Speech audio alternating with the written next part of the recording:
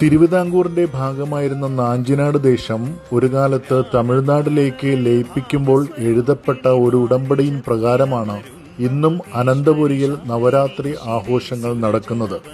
നവരാത്രി കാലത്ത് ശ്രീ പത്മനാഭന്റെ സഹോദരി എന്ന് വിശേഷിപ്പിക്കുന്ന സരസ്വതി ദേവി പത്മനാഭപുരത്തു നിന്നും എഴുന്നള്ളി വരുമ്പോൾ ദേവിക്ക് അകമ്പടി വരാനായി തലേ ദിവസം ശുചീന്ദ്രം ക്ഷേത്രത്തിൽ നിന്നും 300 നങ്ക പുറപ്പെട്ട് കൽക്കുളം നീലകണ്ഠ ക്ഷേത്രത്തിൽ വന്നു തങ്ങും.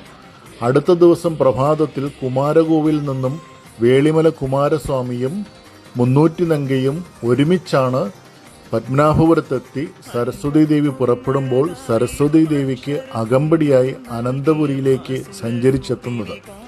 ശ്രീ പത്മനാഭന്റെ മുന്നിലെത്തുന്ന സരസ്വതി ദേവിക്ക് പത്മനാഭന്റെ തിരുമുന്നിലും ചെന്തിട്ട ക്ഷേത്രത്തിലും ആര്യശാല ക്ഷേത്രത്തിലുമായി കുമാരസ്വാമിക്കും 300 നങ്കയ്ക്കും സ്ഥാനം നൽകിയാണ് അനന്തപുരിയിലെ നവരാത്രി ആഘോഷങ്ങൾ വളരെ അനുഗ്രഹകരമായി ഭക്തർ കണ്ട് ദർശിച്ച് ആഘോഷിക്കുന്നത്.